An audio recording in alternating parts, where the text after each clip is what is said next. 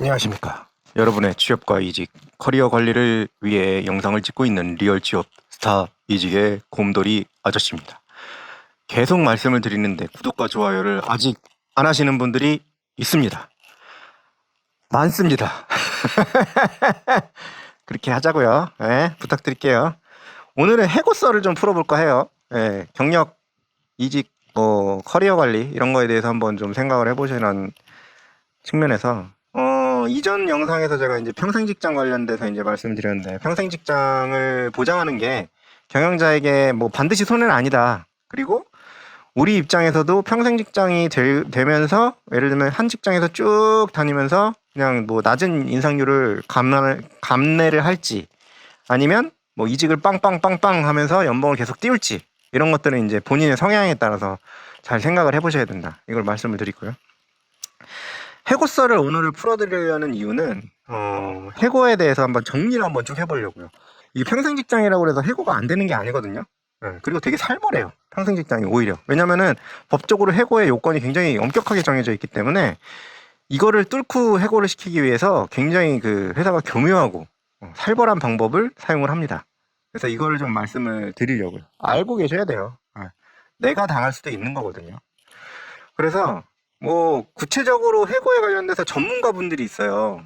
예전에 그 직업 뭐 유튜버 이름 생각 안 나는데 그분이 했던 그런 해고 썰들도 있고, 그런 진짜 해고를 막 하고 다녔던 사람들, 그런 사람들이 이제 제일 정확하지만, 뭐 그런 분들은 이제 전체적인 유형은 잘 모를 테니까 저는 이제 실제로 봤던 유형들을 토대로 이제 말씀을 드릴게요. 일단은 첫째로는 집체 교육해서 뭐 가스라이팅 한다, 이런 형태가 있어요. 제가 생각할 때 이제 최악의 방식인데, 어떤 식으로 하냐면 예전에 모 회사에서 사장이 몇 년생 이상은 임원 팀장이 아니면 다 잘라라, 이렇게 얘기를 한 거예요. 임원 팀장, 그러니까 직책자, 소위 얘기하는 직책자가 아닌 사람들은 다 잘라라, 다 필요 없다. 우리는 저렴한 신입사원을 쓰겠다, 이런 거지 뭐 한마디로. 이게 점점 무거워지니까, 제가 말씀드렸죠, 무거워졌다 보다 몸무게가 무거워졌다 아니죠. 연봉이 높아졌다 너무. 그러니까 확 잘라버리고 싶다, 그렇게 얘기한 거예요. 어쨌든 어떻게 잘랐을까요? 이거 관련돼서 이제 외부 전문가가 있는 것 같아요. 해고 전문가라는 분들이 있는 것 같고, 어떻게 했냐면 방식이 거의 되게 비슷해요. 사람을 등신을 만들어요. 이제 그런, 예를 들면 몇 년생 이상, 뭐 그러니까 나이가 이제 많다 이러면 이제 좀 약간 꼰대화가 이제 많이 좀 진행이 되신 분들인데, 대부분 막 자존심도 되게 세고, 내가 이 회사를 키웠다, 먹여 살렸다, 막 이런 생각 가지고 계신 분도 되게 많아요. 운이 안 좋아서 팀장이 못 된 것이지 난 이 회사를 키운 사람이야, 이렇게 생각하시는 분들이 많거든요. 개인적인 견해로 얘기하면 어떤 한 개인이 회사를 키웠다라고 얘기하기에는 솔직히 그건 너무 어려운 얘기야. 그건 솔직히 불가능한 얘기고, 아무튼 그분들은 이제 그런 생각을 한다는 거지. 제가 여러 번 얘기를 해보면 이제 어떻게 하냐면 이 사람들을 이제 쭉 모으는 거죠. 퇴직 예정자, 뭐 예를 들면 뭐 무슨 교육 해갖고 퇴직 예정자 뭐 적응 교육 뭐 이런 거를 하는 거야. 그런 다음에 필수 참석 해가지고 쫙 뿌려요. 그런 다음에 한 곳에 모아. 무슨 얘기를 하냐면 맨 처음에 이제 그런 얘기 하는 거지. 이제 뭐 재테크가 어떻고, 퇴직금이 어떻고, 니네 나가면 얼마를 받고, 연금은 어떻고, 이거 나가면 이거 이렇게 하는 게 좋고, 뭐 프랜차이즈 회사들은 이런 게 막 이런 거를 해. 그런 다음에 거기다가 이제 슬슬 이걸 넣는 거지.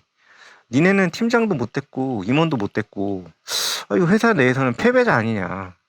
이제 슬슬 나가야 되는 거 아니냐, 후배들을 위해서. 이런 식으로 얘기를 하는 거예요, 슬슬. 강약 중강약 조절을 잘하면서.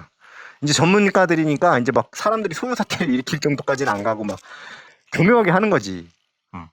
이런 얘기들을 이렇게 막 은근히 넣고, 그러면은 자존심 센 분들 있잖아요.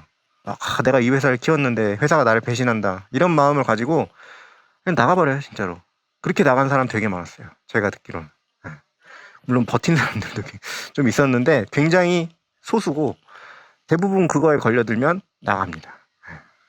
사실 그러니까 조직에서 버림받았다라는 느낌을 받는 것 자체가 되게 힘든 거지, 이제 그런 분들은. 어쨌든 그렇게 해서 이제 대량 해고를 하는 방식이 있습니다.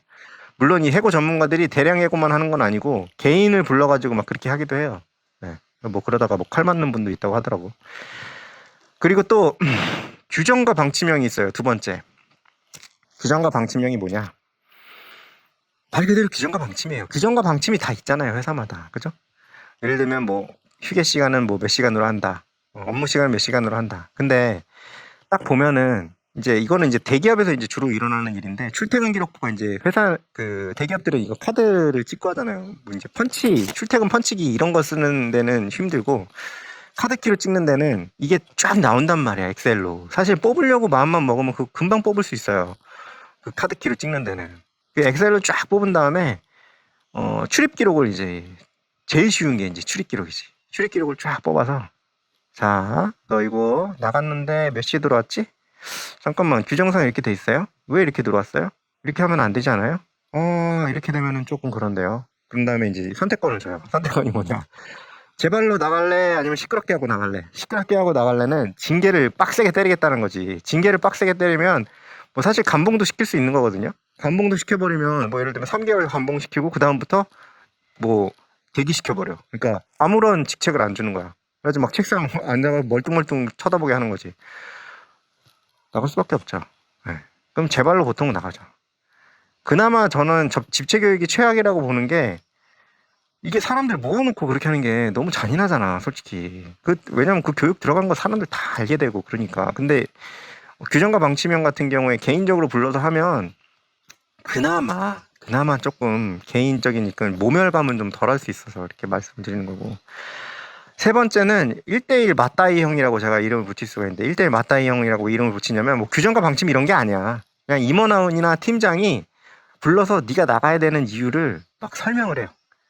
면담형식으로. 저는 사실 이걸 본 적이 있어요. 진짜 일을 못하던 분이 하나 있었는데, 일을 못하는 게 아니고 그분은 진짜 아예 안 했어. 1년 내내 한 게 아무것도 없었어. 1년이 뭐야? 몇 년이지? 아무튼 근데 이제 그걸 가지고 이제 막 설득을 하는 거야. 네가 나가야 되는 이유. 뭐 여러 가지 얘기를 하겠죠. 1대1 맞다이를 뜨는 거야. 그래서 뭐 그럴 수도 있어요. 네.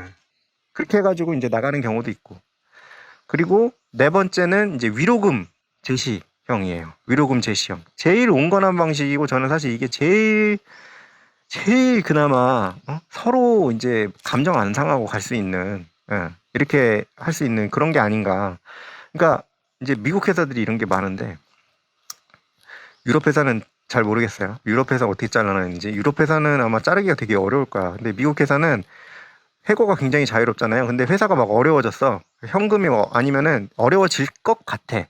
그러면 뭐 선제적으로 해고하는 경우가 있거든. 그러면은 퇴직할 사람 손 드세요. 남아 있을 수도 있고요. 그 대신에 퇴직하면 뭐 연봉을 드립니다. 아니면 연봉의 2배를 드립니다. 이런 식으로 하는 거예요. 이제 최고의 케이스를 제가 들은 적이 있는데, 우리나라 회사에서 이렇게 한 적이 있었거든요. 그래갖고 연봉의 몇 배를 드릴 테니 나가세요. 그래갖고 손 들고 나갔는데, 이분이 나가자마자 이직에 성공했어요. 그러니까 연봉의 그것만 받고 비슷한 직급으로 비슷한 연봉을 받고 다시 다니게 된 거야. 게이드.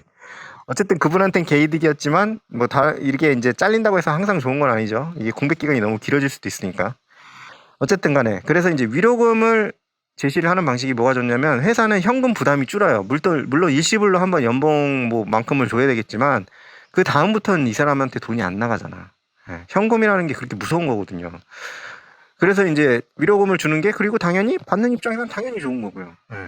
왜냐면 그냥 나가는 것보다는 현금 받고 나가는 게 안심이 되잖아요. 어쨌든 1년치 연봉을 받고 나가면 1년 동안 내가 이직을 안 하더라도 그래도 좀 면이 쓰고, 뭔가 좀 가정이 있는 사람들이라면 면이 쓰고, 가정이 없다고 하더라도 내가 그걸로 먹고 살 수 있는 거잖아요. 그러니까 위로금형이 제일 좋고요. 마지막 케이스가 저 되게 많이 봤는데, 회사가 다 망해버린 케이스예요. 중소기업이 되게 많아요, 이런 케이스가. 회사가 아예 망해버린 거야. 그래가지고 회사 아니고 뭐고 그냥 뭐 어쩔 수 없이 폐업하니까 나올 수밖에 없는 제일 슬픈 케이스입니다. 오늘 제가 말씀드린 건 해고의 여러 가지 케이스들을 말씀을 드렸어요. 물론 이거보다 더 있을 수도 있어요. 더 있다고 생각하시는 분들은 댓글 달아주시고요. 제가 틀릴 수도 있으니까 지적하시는 것도 좋고요. 어쨌든 뭔가 좀 달아주세요. 좀 부탁드릴게요. 감사합니다.